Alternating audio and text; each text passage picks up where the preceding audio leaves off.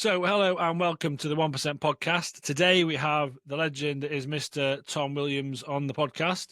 Now, Tom is a current client, and by all accounts, from my perspective, is currently thriving and smashing it. But he's got a really cool and interesting story from where he's come from and to where he is today. And that's not just working with me in the 1%. He's been on quite the personal development journey. So he's kind of taken some time out of his day to talk about it and share his experience. And I think, like I talk about a lot of the guys that I work with are often not necessarily in the greatest place when we first speak, work, life, universe kind of taking over, and not feeling like they're in control of what they can in terms of themselves and how they're showing up.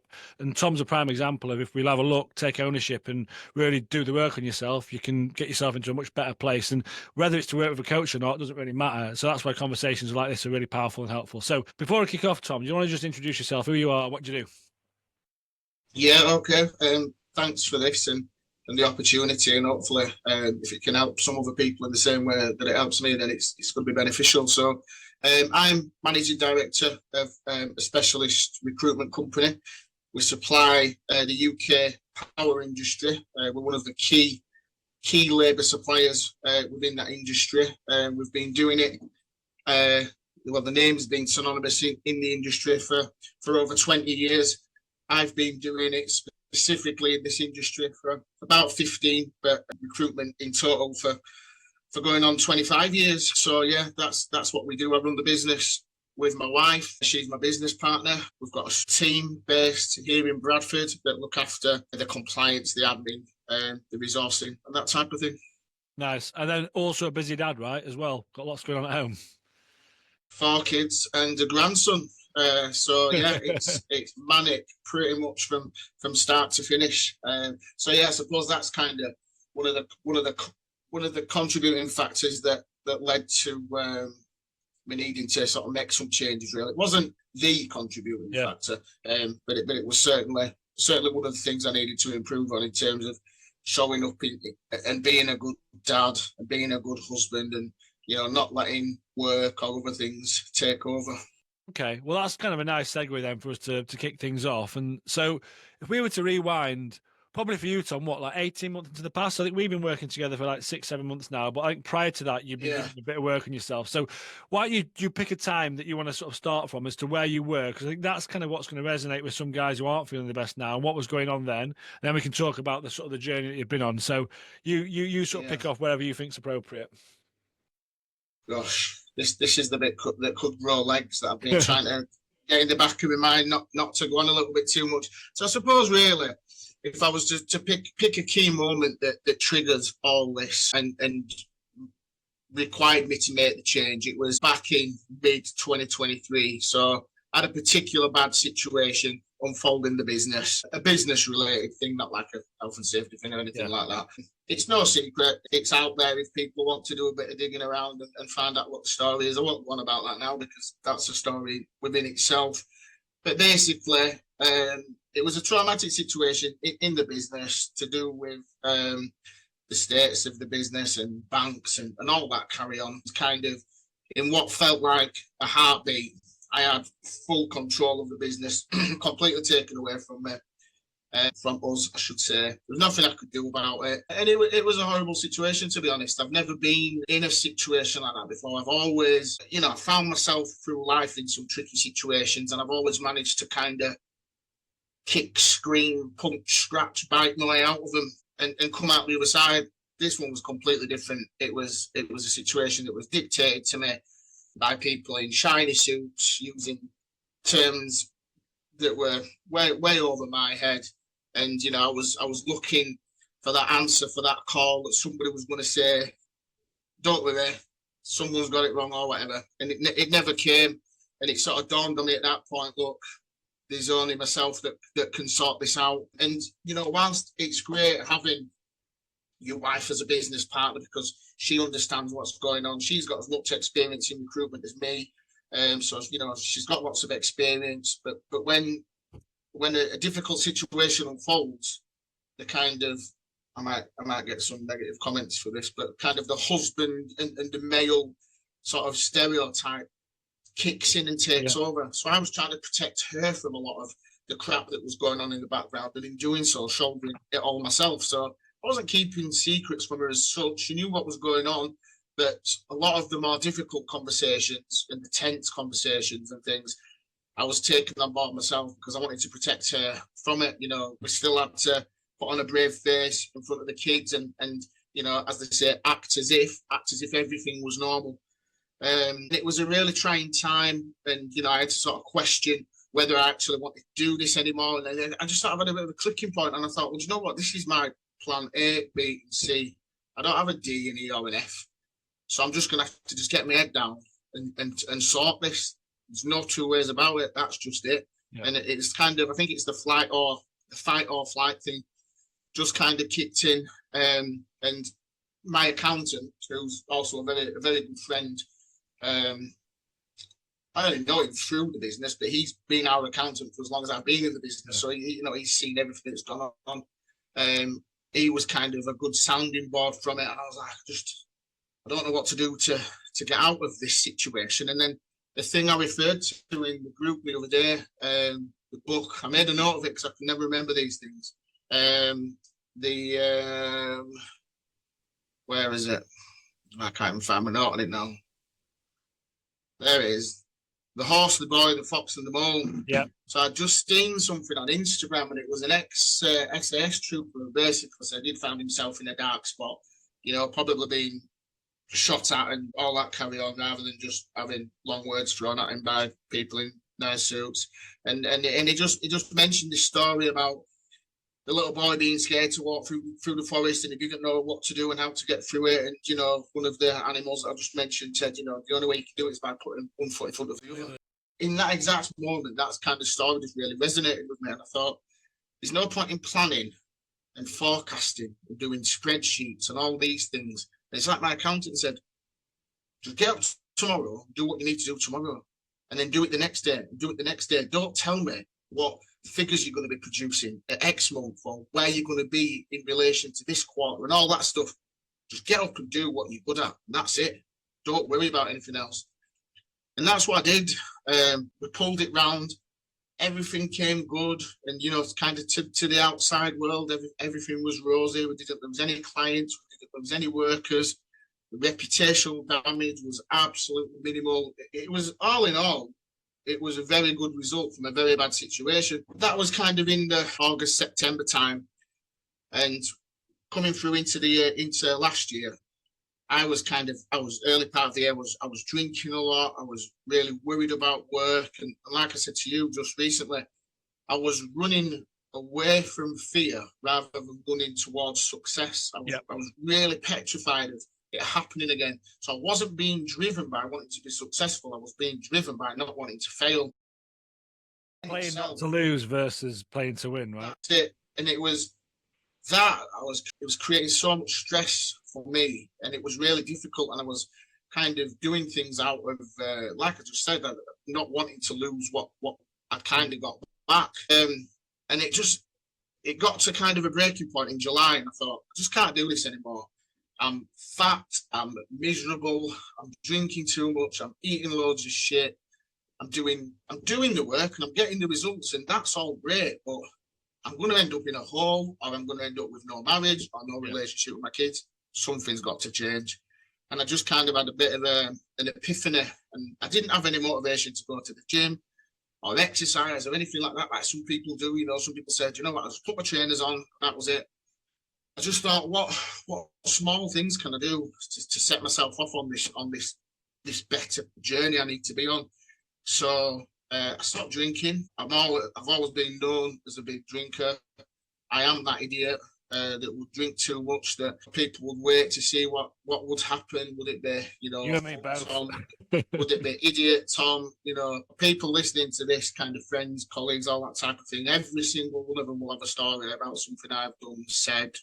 That anyway, I've got myself in some ridiculous situations. And I thought, that's enough's enough now. I'm not bothered anymore. I've got nothing more to experience with alcohol. It's caused me more problems than I've had good times now. The bad was outweighing good massively. So I stopped that. I took a deep dive on kind of health and, seed oils and preservatives, all this carry on. I thought, if I can get them out of my system and, maybe sort of change the wiring in my brain a little bit to to get rid of the things that potentially cause the negative thoughts and the hole I was in. Then I give myself a bit of a fighting chance. I was trying to think of, like an analogy. And I was trying to think of an analogy for it earlier as to what kind of I'd recommend for people. It's almost like, popping the bonnet before you go on a long journey. I knew I had a long journey ahead of me. So I kind of popped the bonnet to make sure that everything was kind of in a decent place, I had air in my tires, the oil was all right, my engine looked good, with the knowledge that I had. I've got much more knowledge now, and I probably do things slightly different, but it wasn't a bad start. So I set off on this mad health journey, and I started losing the weight, which was good. I was seeing the results. Drinking was going out the window. Marriage, relationship was getting better. Relationship with kids was getting better. Work was better. Everything was just better, getting better.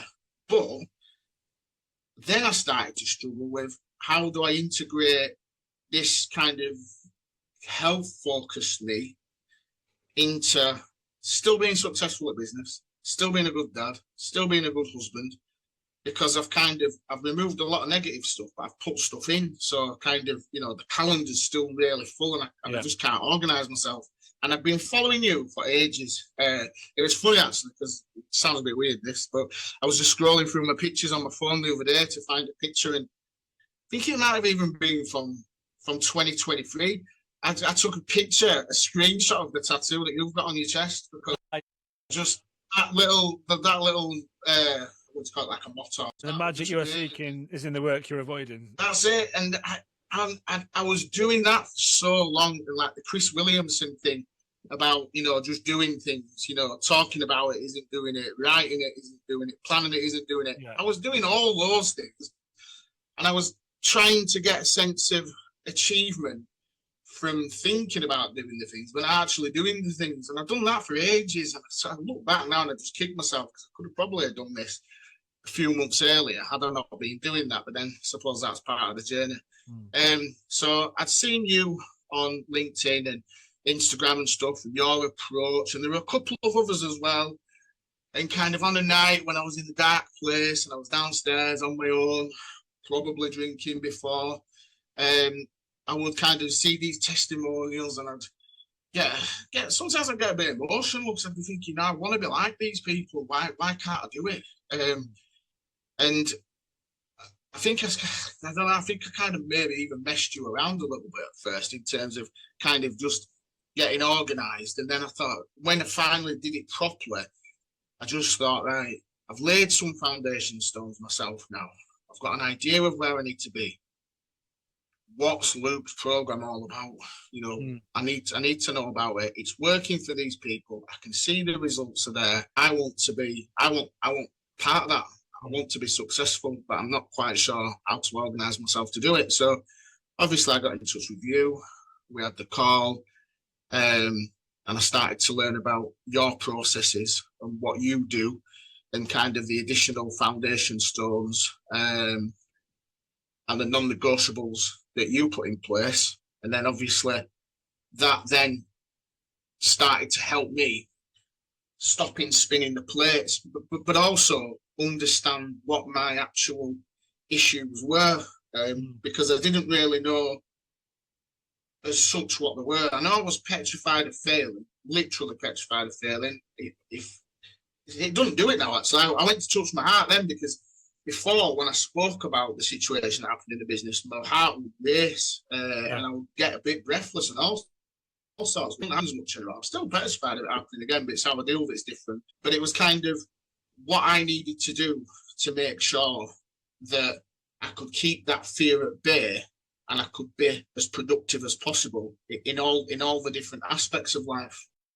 Yeah, there's loads there to talk about, Tom, and I think quite an epic journey. I think where you differ from some gents is that when you started, and people come at it in different places. Something I hear lots is, it's all great on paper, and there's nothing necessarily on fire, but they're recognising they're not happy and content, and that's almost the catalyst. It's like, I don't want to just be. Yours is slightly different than because I think things were in a bad spot. You did some work yourself, which is fantastic. The Boy, the Horse, the Mole. Whatever. I love that book. It's one of my favourite books. It's basically Stoicism for kids, but it's not really for kids either. It's fantastic. As an aside, my son met the author randomly in a pub a couple of years ago, and he did him a little doodle and a sign of it, which is wicked. Anyway, that's an aside. And but that thing that you saw about the one foot in front of the other, when you did that for business, you kind of did that for yourself with the self-care as well, right? And actually, interestingly, it's kind of what I talk about. It's like, no, don't focus on the big ethereal future. Let's just look at what we need to do today. And even when we are not talking like we're all sorted and fixed, but when you're in a much better place and you've done a load of work, yeah, there's these future things that you want to achieve, but actually it's about being in the day and recognizing where you're at within the day and how you show up today. And I think that's really, really important. But also in terms of, I guess you talked about the sort of the foundational cornerstones and those non-negotiables, and then also doing the work to work out what's triggering you. Like, as you said there, you can feel it now, you can't. I think doing the work we need some core foundations of how we take care of ourselves, because if we haven't got those, there's so much low-hanging fruit there. Once you've got that, it's like, well, what is driving me and why am I tripping myself up and where are these things coming from, and doing a bit of work to establish that and kind of unlock where you're at. I think that for me is one of the most powerful bits, and it's something I talk about, which is there's the stuff we need to do, but we also need to work on what's tripping you up and keeping you stuck in the first place. And if you want real consistent long-term change, like you said, those testimonials long-term, and I know we're still working together, but there's been a lot of work that's been done, that consistent long-term change, where some of the other gents that get onto the podcast, they've been clients like we are right now, Tom, but they're talking 2-3 years in the future. And I'm talking about this not just for me, by the way, in my business, I'm talking about generally. It's looking at that. If you don't address the underlying issues, you can do the superficial stuff and feel good for a bit, but then at some point they'll creep back up. And for me, any real process about self-development is we need to look at that stuff, and that's the difficult stuff. But when you do that, it kind of sounds a bit wanky, but sets you free. Does that resonate? No, it's true. It's true. And I knew when I set off on this journey with you, I mean, and from other people as well. And you've heard me say it before, when other people have been a little bit skeptical about the things that you've wanted them to do. I'll probably mention Steve and Tom quite a lot, and Mark, because they're the people I kind of speak to the most, really. But like the DeMartini exercise and things. At the time, I was like, what's the point in that? But then now, looking back now, I've got Marcus Aurelius behind me. I've got Marcus Aurelius tattooed on my hand. I read the Daily Stoic every single day. I've got my TV up there for when I'm working, that I generally have Chris Williamson or Alex Mose or something like that in the background. And it was just the other day I was thinking about it when you said, what do you surround yourself with? What surrounds you? When I first did that back in October, it was really things that weren't particularly significant to me. It was just, I don't know, I didn't even really know how to answer it at first. But now I've kind of, I'm on this journey and I've changed things and I've got a different way of thinking and a different perspective.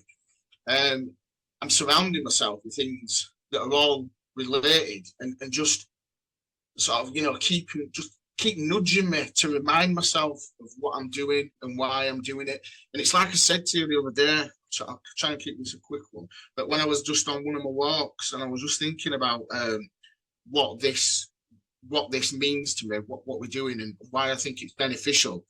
And I thought, it's just like having a shield or a cloak around you, that that if you have some issues coming up, you're just in a much better place to deal with them. It's like, I don't want issues to come up, I'd rather they didn't, but they absolutely will, and they do every single day. The things I deal with, because I'm dealing with people all day, you couldn't write. Just this week, we've only been at work for 2 days and I've had things happen this week that have never happened before, but it's how you deal with them. And I remember saying to you, it's like, I never really understood these kind of holy warriors, jihadi people like that, that say they feel protected by the faith, and that's kind of why they do what they do. But I get that now, because I kind of feel protected and better armed as a result of what we're doing. So I think that's, the significance is there in what you're kind of getting us and the other guys to think about and put in place.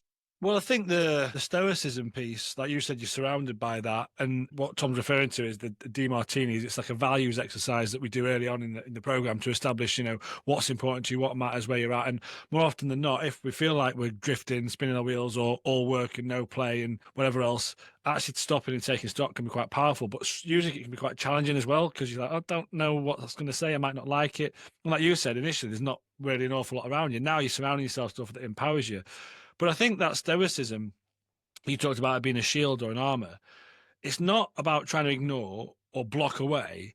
It's just being at peace with what happens. And like you said, you don't want shit things to happen, but they're going to happen because that's what happens in life. And where I think a lot of the anxiety and stress and fear comes from is this battling against it happen. It's like, that shit, right, what are we going to do? And I think if we can just foster that, and we don't always get it right, and we're not always perfect, because that's not life either. But the more we can do that, the more empowered we are. And that's where you get this feeling of, and I think it works both ways, right?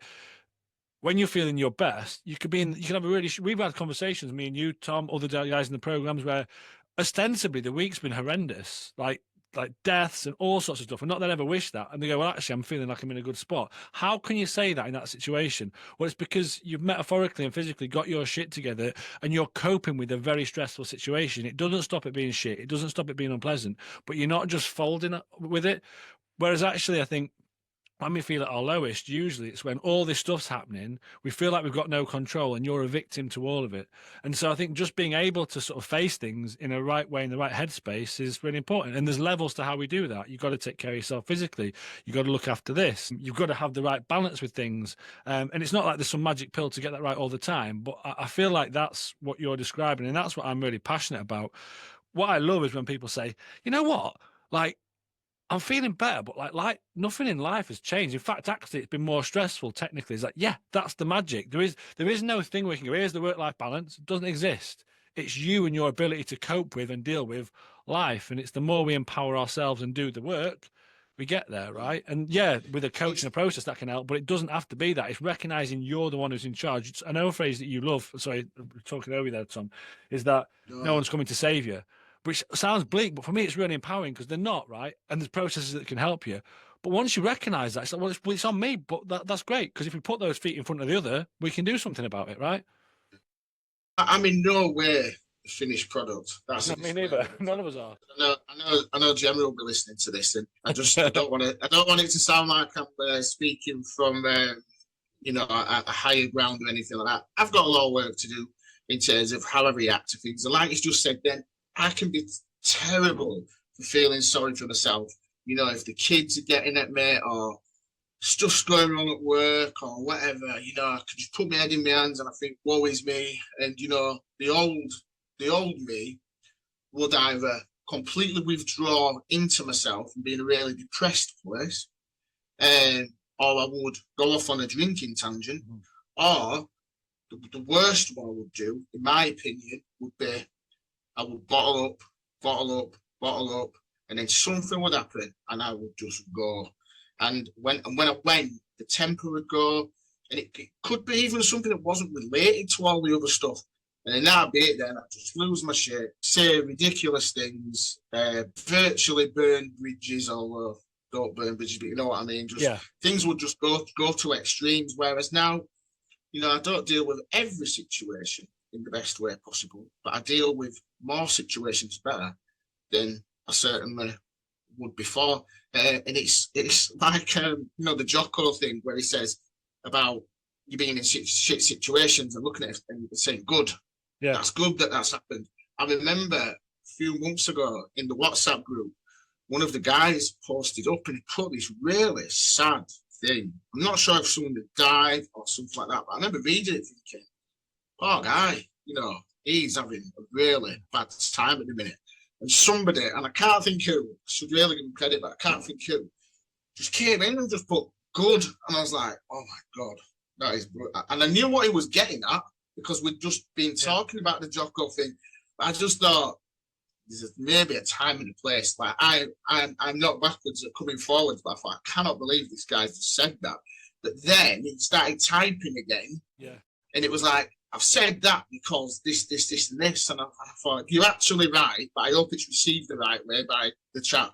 And it was, and it just kind of puts it into perspective that, you know, bad things are always going to happen. They just are. It's life, and it's how you deal with them and how you cope with them and how you process it and then move on from it. And I think there isn't one person that's currently that I'm aware of that's in the group that kind of is quite vocal on the WhatsApp group or the calls and things, that hasn't at some point in the last few months had a really shit thing happen to them. Mm-hmm. You know, even the most light-hearted of people in that group, something's happened to kind of everybody.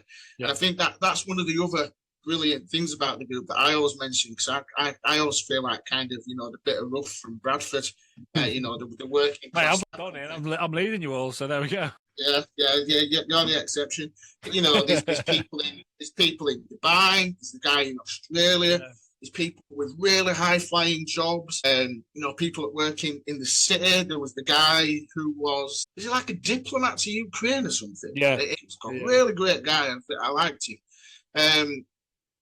And everybody's from all these different walks of life, but yet everybody has issues that are slightly different, but how we're all dealing with them is all very similar. And the ideas that are kind of being thrown around, and it just goes to show you that it doesn't really matter kind of where you're coming from or where you're going. Sometimes, well, all the time, having the support there and the foundation stones is really essential to becoming a better person.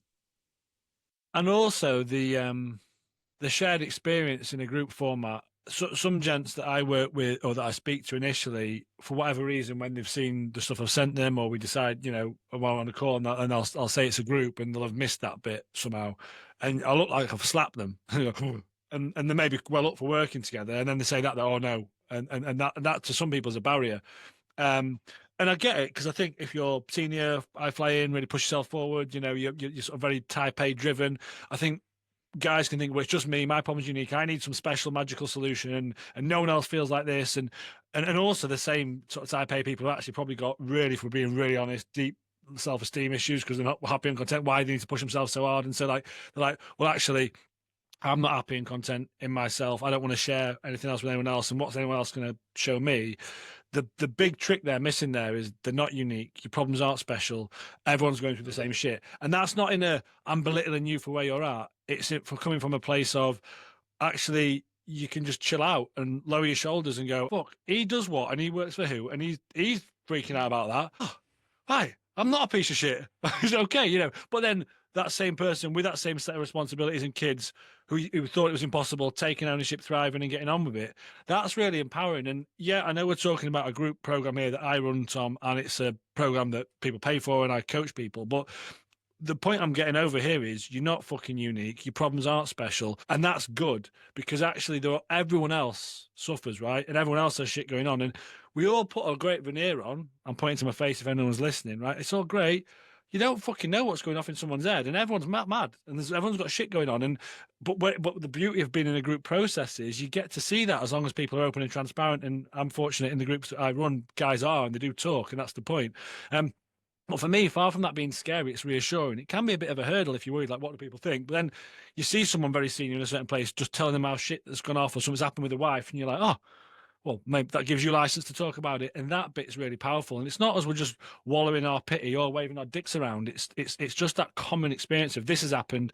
That's shit. Great. Right. What we're going to do about it? Because there's a lot of stuff, I guess, in men's stuff as well about, oh, men just need to talk and we need to. That's great, yeah, but men need fucking action. We need to do stuff. That's what we're really good at. And so it's great to talk and uncover stuff, but after that, it's like, well, right, well, what the fuck are we going to do? That good concept, it's like, yeah, good. And that it sounds trite. Well, like, right, what are we doing?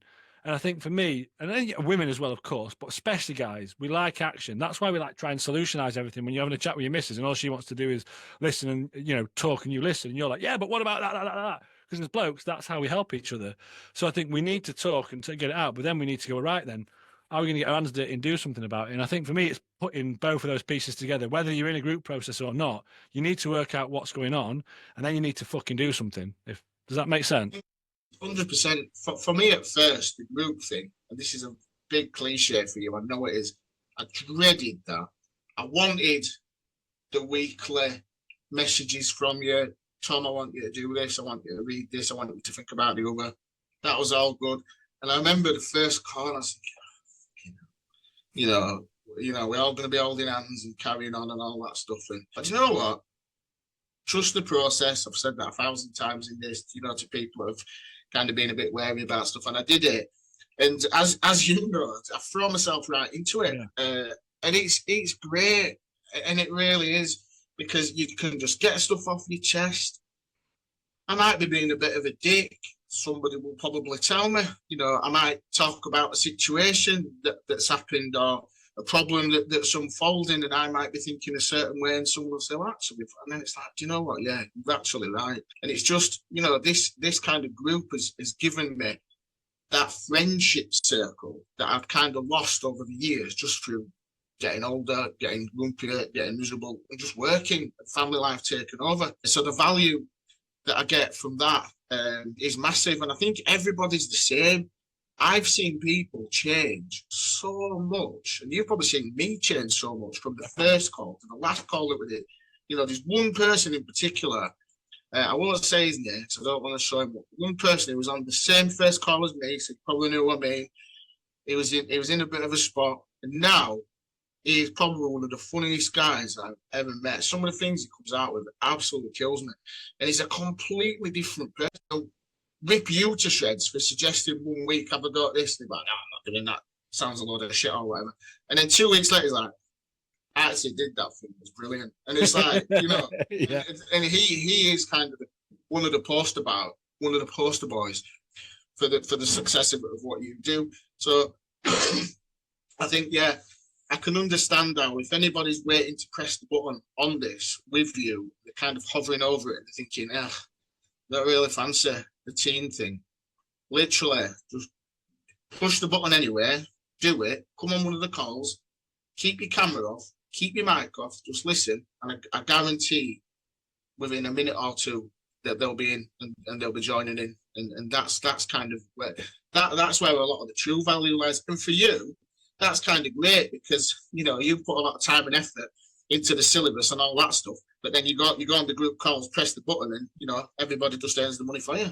Yeah, that's it. Because I said it the other day. I think being the and it's the same with leading a team at work, right? It's a slightly different dynamic in what we do, but it's the same thing. It's you're kind of the conductor, and yeah, my job is there to coach, challenge, and bring that out.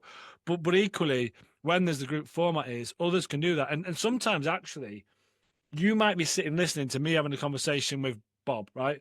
And actually, you might get more from that conversation I'm having, which isn't directly related to you, because you hear a thing that goes, oh, shit. And as a coach, I'm sometimes chatting away going, hey, you need to take some of your own medicine here, mate. Like, or I might say, oh, Tom, do you remember you were struggling with this a few weeks back? What you doing that's relevant to X? And then you can have that dynamic. So it's about being able to orchestrate that. But then it becomes kind of self-reinforcing, and that's the thing. I think any group experience, if you are skeptical, it's hard if you are skeptical to sort of explain what that feels and looks like unless you actually experience it, and then you go, oh, I get it now. Yeah, right, okay. But I've seen it loads on calls where some guys are going, yeah, I'm not sure, and you see them the first join, they're looking a bit like that, and then they hear the talking start, and you just see the light, they go, oh, ding, and they start leaning forward and listening, because there's power in that.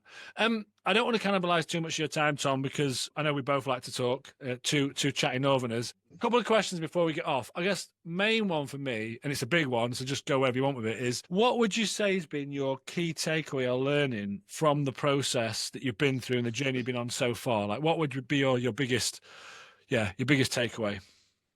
Well, do you know what? If you just said, or if anybody would have said to me a year ago, I would be balls deep into philosophy most days, I'd be like, I don't even know what philosophy means. I know I kind of had a general thing of what it meant, but I could never understand why people would do a degree in philosophy, because that just to me just didn't make sense.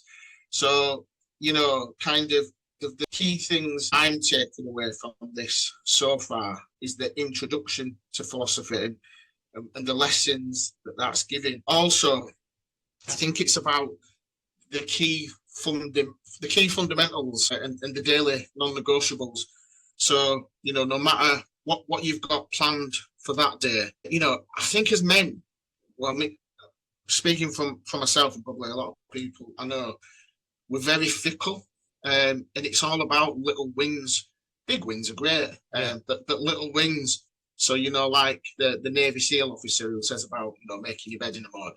That's a great one. I mean, probably all do that anyway, because we're not scruffs, but, making the bed, the cold showers, the daily exercise, the journaling, getting those things and those structure in place. But for me, I think, one of the biggest key things was discovering that I need structure and organization.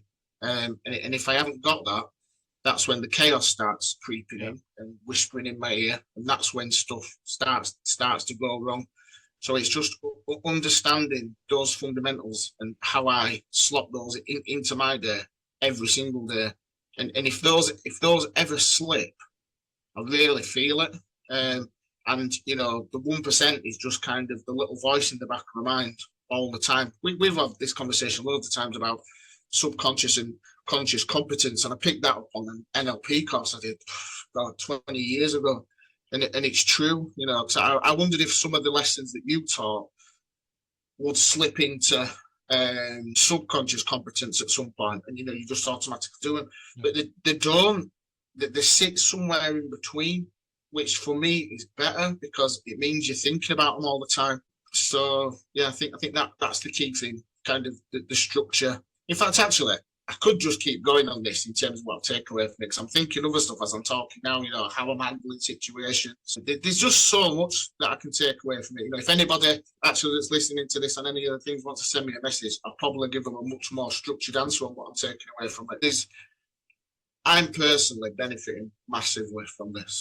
Well, thank you, Tom. And I love working with you. I know you said we're one of the poster boys. I'd class you as a poster boy for sure, because like you said, the Tom that I'm speaking to now compared to the Tom that I spoke to when we first spoke back in October is in a very, very different place. Like you said, more work to be done. You're not perfect. You're not a finished article, neither am I, but you're in amongst it, doing the work and wanting to be better. I think once you have a taste for that and start to see that feels great, right? And something said there about the structure and whatnot and not having the chaos. I'm the same. There's another Jocko phrase, discipline equals freedom.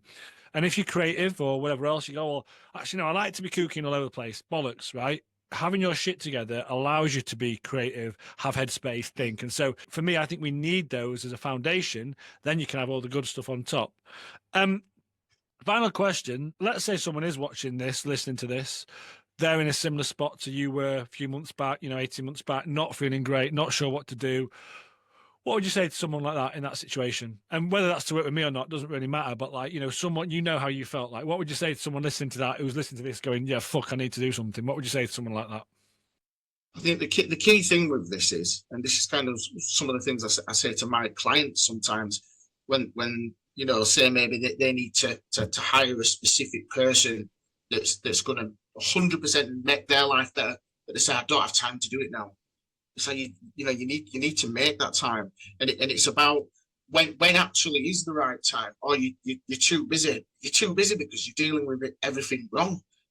So I would just say, whatever stage you're at, with whatever issues you've got, whether you're just coming into them or whether you feel that you're just coming out of them, whether you feel you've got a grip of them, I think virtually everybody can benefit from this, and just push the button and give it a go. Look at the testimonials. I just listened to the podcast this morning on my walk, the latest one with the guy who was the ex-army officer. Listen to that, just doing the 3 or 4K walk this morning, 5 o'clock round the park. Just listen to that. And again, it was just another thing, a guy whose life completely different to mine, listening to some of his stories, very similar kind of issues going on. I just thought, there we are, it's happened again. Yeah. So I would just say, what have you really got to lose? It's one of the best things I've ever done outside kids' marriage and all that lot, disclaimer, so I don't get in trouble. But in terms of business and just putting myself first in order to be able to give other people around me a better version of me. Sometimes you've got to do that, and it's not selfish. No, you've got the shit show going on. Well, that's it. You need to be better within that. None of that's going anywhere. So, that's the point. That's it. So I was going to say, it's not about there being a good time or a not so good time. It's just now's the time, and you owe it to yourself.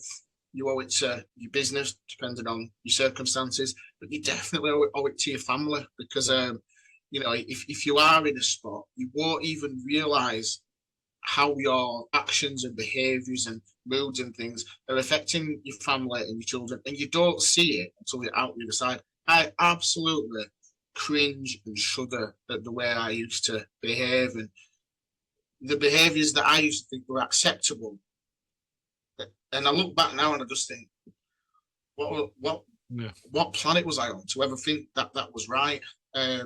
So even if we were to drop, if you were to retire now and say that's it, done it, I've had enough, I'm not doing any more. Even if I kind of took that as one of the biggest lessons away, it's money well spent and time well spent. Awesome. Well, Tom, thank you so much for taking the time, mate. I've really enjoyed this conversation. I know anyone listening will have got loads out of it. No matter what you think about yourself, every time I hear you talk and you articulate where you're at really well, how you're feeling, and you're very open and transparent. And I get loads out of hearing you talk. I know anyone else listening to this will, and I know the guys in the program do. So thank you, mate. I really appreciate you taking the time. If anyone is listening to this and they're interested in having a chat about what me and Tom have talked about, seeing how I can help or whatever else, drop me a DM or pop a note in the comments. But equally, regardless of that, if you are feeling like Tom was describing, you are struggling, just remember it's 100% within your gift to do something. It is your fault. No one is coming to save you. You are the problem, but the beauty is you're the solution, and that's what we're talking about here. There's always something you can do, no matter how big your problem might be. Break it down one step in front of the other, and you can get there. So, Tom, thank you. It's been a pleasure. Otherwise, I'll see you all guys next week. Cheers.